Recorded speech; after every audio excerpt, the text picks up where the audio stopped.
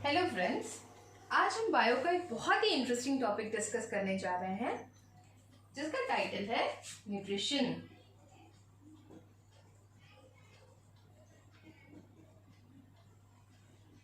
ना अभी जो वर्ड न्यूट्रिशन है, इस वर्ड को अगर आप देखेंगे तो आपको एक और टर्म याद आएगा जिसे कहेंगे हम न्यूट्रिएंट्स, है ना। These are somewhat related. अब न्यूट्रिशन और न्यूट्रिएंट्स में क्या रिलेशन है, तो उसे देखने के लिए पहले हम समझते हैं कि न्यूट्रिएंट्स क्या होते हैं। Nutrients are basically the biomolecules containing carbon, hydrogen and oxygen. तो आपकी न्यूट्रिएंट्स में आते हैं कार्बोहाइड्रेट्स, देन आता है आपका प्रोटीन, देन आता है fats, then vitamins and minerals। अब कार्बोहाइड्रेट्स, प्रोटीन्स एंड फैट्स जो हैं ये हैं आपके मैक्रोमोलिक्यूल्स, या इन्हें आप बोलेंगे मैक्रो न्यूट्रिएंट्स। वेरएज जो आपके विटामिन्स और मिनरल्स हैं ये हैं आपके माइक्रो न्यूट्रिएंट्स। अब इन्हें मैक्रो न्यूट्रिएंट्स और माइक्रो न्यूट्रिएंट्स क्यों कहते हैं? कार्बोहाइड्रेट्स, प्रोटीन्स और फैट्स को मैक्रो न्यूट्रिएंट्स इसलिए बोलते हैं क्योंकि ये हमारी बॉडी में ज़्यादा अमाउंट में रिक्वायर्ड होते हैं। इसका मतलब इनकी रिक्वायरमेंट हमारी बॉडी में कंपैरेटिवली ज़्यादा होती है। अगर हम विटामिन्स और मिनरल्स की बात करें तो of course they are most important for the human beings और for any of the living organisms, लेकिन ये बहुत ही थोड़ी सी अमाउंट में प्रेजेंट होते हैं और थोड़ी सी अमाउंट में रिक्वायर्ड होते हैं।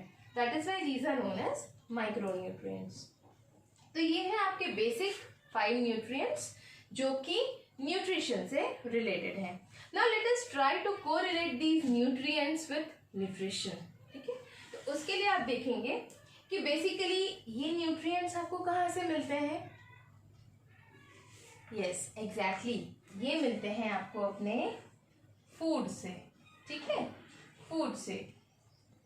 The food which you consume contains carbohydrates, proteins, fats, vitamins and minerals. किसी न किसी फॉर्म में आपको कार्बोहाइड्रेट मिलता है, जैसे कि रोटी एंड राइस, इसमें गुड अमाउंट ऑफ कार्बोहाइड्रेट होता है। आपको प्रोटीन कहाँ से मिलता है? पल्सेस से मिलता है, दालों से मिलता है, सोयाबीन से मिलता है। फैट्स कहाँ से मिलता है? घी से मिलता है, बटर से मिलता है। विटामिन्स एंड मिनरल्स कहाँ से मिलता है? सब्जियों से मिलता है, वेजिटेबल से मिलता है, फ्रूट से मिलता है। तो ये सारी चीज़ें जो है ये आपको फूड से ऑब्टेन हो जाती हैं। अब बात आती है कि इनका correlation after you consume the food, after you consume your whole meal containing all the nutrients, उस फूड का क्या होता है। ठीक है, तो वो समझने के लिए let us try to understand कि उनका होता क्या है। अब जैसे ही आपने फूड कंज्यूम किया कंटेनिंग ऑल द न्यूट्रिएंट्स, उसका क्या होगा? सबसे पहले ऑफ कोर्स आप देखिए, एक बड़ी चपाती लेंगे या आप जो भी फूड पार्टिकल्स लेंगे वो क्या रहेंगे? कॉम्प्लेक्स रहेंगे, कॉम्प्लेक्स मॉलिक्यूल्स के फॉर्म में रहेंगे। कॉम्प्लेक्स क्यों? Because initially they are into the complex form, but बाद में क्या होगा? जैसे ही आप उन्हें कंज्यूम करेंगे the food will be chewed, mixed with various enzymes and ultimately they will be converted into simpler substances में कन्वर्ट हो जाएगा। सो ये जो है ये process, that is conversion of complex food molecules into the simpler substances, और rather you can say simpler absorbable substances, is known as digestion. ठीक है, तो सबसे पहले यहाँ पे क्या होगा? डाइजेशन होगा। तो digestion is basically the conversion of complex food molecule into the simpler one. ठीक है, तो डाइजेशन कब होगा? सबसे पहले जब होगा नंबर 1 अपटेक ऑफ न्यूट्रिएंट्स या Uptake of food, number 1। Number 2, अब आपने कंज्यूम तो कर लिया, आप यूटिलाइज भी तो करेंगे ना उसे। जब तक आप उसे यूटिलाइज नहीं करेंगे आपके कंजम्पशन का कोई मतलब नहीं है। सो दूसरा पॉइंट आपका आता है utilization of nutrients. So basically your nutrition is related with the uptake of nutrients and utilization of nutrients. ठीक है, तो आप सबसे पहले अपटेक करेंगे, उसके बाद जब वो प्रॉपर एब्जॉर्बेबल फॉर्म में हो जाएगा तब उसका यूटिलाइजेशन होगा। अब यूटिलाइजेशन किस लिए होगा? Utilization for various metabolic purposes such as various metabolic process such as respiration link होगा, सर्कुलेशन होगा, बॉडी में एक्सक्रीशन होगा, ट्रांसपोर्टेशन ऑफ वेरियस सब्सटेंसेस होगा। तो उन सब के लिए एनर्जी रिक्वायर्ड होती है और वो कहाँ से मिलेगी? जब आप न्यूट्रिएंट्स को यूटिलाइज करेंगे। यूटिलाइज कब करेंगे? जब आप उन्हें अपटेक करेंगे, जब आप उन्हें कंज्यूम करेंगे। और वो कहाँ से मिलेगा आपको? फूड से मिलेगा। So basically this is all about your nutrition. ठीक है, तो अब हम न्यूट्रिशन जब पढ़ेंगे तो हम एक एक ऑर्गेनिज्म को, एक एक सेट ऑफ ऑर्गेनिजम्स को पढ़ने की कोशिश करेंगे। तो let us start with the most simpler organism, that is one of my favourite organism, that is amoeba. Have you heard the word amoeba? सुना ही होगा आप लोगों ने अमीबा वर्ड। ठीक है, अगर नहीं भी सुना है तो लेट मी टेल यू कि अमीबा इज, सबसे पहला point, unicellular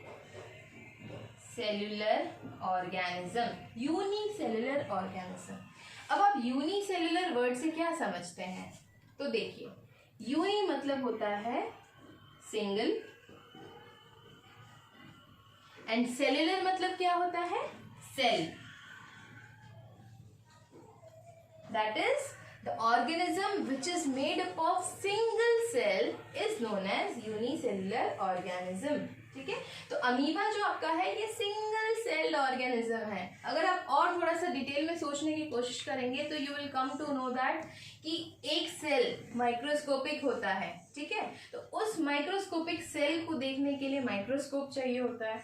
and at the same time आप देखेंगे कि अमीबा को भी हम बोल रहे हैं कि इट इज यूनिसेल्युलर, और यूनिसेल्युलर यानी single cell. That means we can not see it through naked eyes. हम उन्हें नेकेड आइज से नहीं देख सकते हैं। So that cannot be seen by naked eyes. अब अगर हम नेकेड आइज से नहीं देख सकते हैं तो कैसे देखेंगे? With the help of microscope. और माइक्रोस्कोप से आप अमीबा को देख सकते हैं। Now where it is present? तो सबसे पहले it is present in the water bodies. Water bodies से आप क्या समझेंगे? रिवर, लेक, पॉन्ड्स, ये सारी आपकी वाटर बॉडीज हैं और इसमें अमीबा प्रेजेंट है। तो हमने सबसे पहले ये क्यों चूज किया? क्योंकि हमें समझना है न्यूट्रिशन, और न्यूट्रिशन समझने के लिए हमने क्या किया है? सबसे पहले एक बहुत ही सिंपल ऑर्गेनिज्म से शुरुआत की है। So let us try to understand the nutrition in amoeba. अब उसके पहले न्यूट्रिशन समझने से पहले हम थोड़ा सा अमीबा का स्ट्रक्चर समझते हैं। ठीक है, तो अगर आप देखेंगे कि अमीबा ऐसा होता है लेकिन इतना बड़ा नहीं होता है। It is irregularly shaped. So इसके पास होती है इसकी सेल मेम्ब्रेन। सेल मेम्ब्रेन मतलब the outer covering of the cell is known as cell membrane. तो ये अमीबा की आउटर कवरिंग है। दूसरी चीज ये क्या है? सेंटर में इसके पास होता है न्यूक्लियस। न्यूक्लियस होता है। तीसरी चीज, there are small structures, round circular structures होते हैं, इन्हें हम बोलते हैं फूड वैक्यूल्स। ठीक है, अभी नया टर्म आया आपके लिए वैक्यूल। तो vacuole is associated with the bag like structure जिसके अंदर हम कुछ फिलअप कर सकते हैं। वैक्यूल्स क्या होते हैं? बेसिकली बैग लाइक स्ट्रक्चर्स होते हैं, बलून लाइक स्ट्रक्चर्स होते हैं जिसके अंदर कुछ भी हम फिलअप कर सकते हैं। तो इसके पास होता है फूड वैक्यूल। एक और वैक्यूल होता है इसके पास, बहुत ही इंटरेस्टिंग वैक्यूल होता है जिसे हम बोल सकते हैं कॉन्ट्रैक्टाइल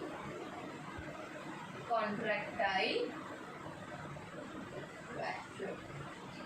तो ये है स्ट्रक्चर अमीबा का। जब भी हम कभी अमीबा के बारे में पढ़ेंगे तो हमारे पास एटलीस्ट ये टर्म्स की नॉलेज होनी चाहिए कि उसके पास एक सेल मेम्ब्रेन होती है, मतलब जो उसकी आउटर कवरिंग होती है उसे हम सेल मेम्ब्रेन कहते हैं।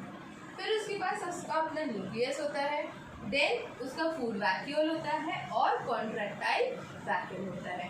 So this is the basic structure of amoeba. Now let us talk about it's nutrition. कि इतना माइक्रोस्कोपिक है तो उसे भी न्यूट्रिशन की ज़रूरत पड़ेगी, उसे भी भूख लगेगी, उसे भी खाना खाना होगा और उसे भी न्यूट्रिशन चाहिए होगा फॉर परफॉर्मिंग वेरियस फंक्शंस। अब उसके लिए फंक्शंस क्या है? यहाँ से वहाँ जाना, वाटर में स्विम करना, वाटर में one place to another place जाना। तो उसके लिए क्या करेंगे, चलिए देखते हैं। सपोज ये आपका अमीबा है,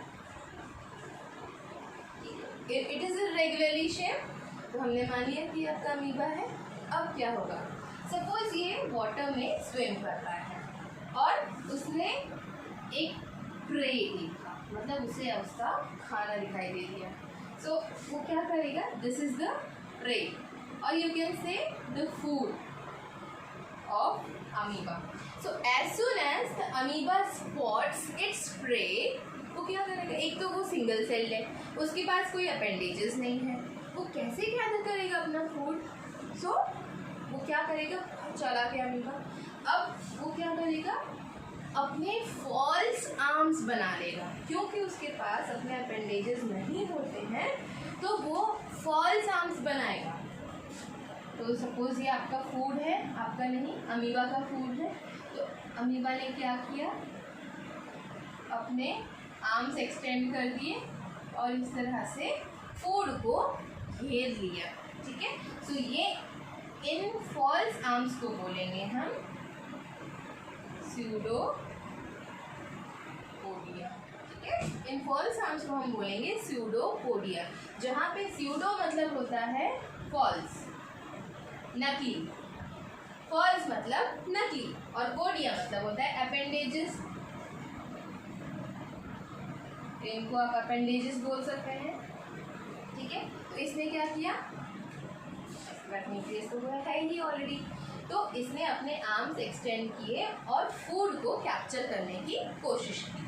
अब जैसे ही ये दोनों, जब इसने आर्म्स कैप्चर किए, जैसे ही ये दोनों आर्म्स मीट करेंगे, ये बन जाएगा एक फूड वैक्यूल। ठीक है, तो नेक्स्ट स्टेप में आप देखेंगे कि अमीबा के पास अपना एक फूड वैक्यूल, ये उसका न्यूक्लियस है जिसे मैं एल से डिनोट कर रही हूँ, और ये है उसका फूड वैक्यूल।